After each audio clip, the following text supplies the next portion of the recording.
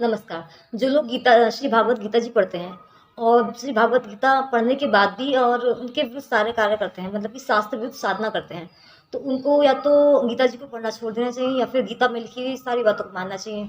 तो ऐसे लोग जो हैं गीता का निरादर करते हैं, गीता पढ़ते हैं लेकिन जो साधना जो करते हैं वो गीता के विरोधी करते हैं।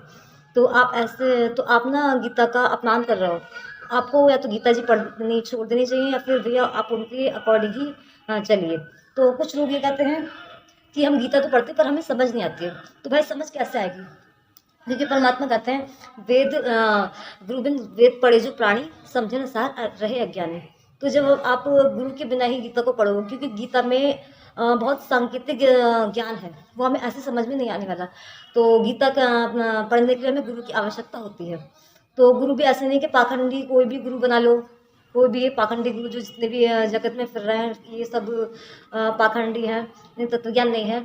अगर आपको गीता जी समझनी है तो आपको गुरु बनाना बहुत ज़रूरी है, और गुरु बनाने के लिए आपको तत्वदर्शी संतों की खोज करनी पड़ेगी। तो गीता के अध्याय 4 के श्लोक नंबर 32 और 34 में गीता ज्ञानदाता अर्जुन को कह रहा है कि अर्जुन, अगर तुझे तत्व ज्ञान समझना, परमात्मा के द्वारा बताया गया तत्व ज्ञान समझना है, तो तुझे तत्वदर्शी संत के पास ये ज्ञान को समझना होगा।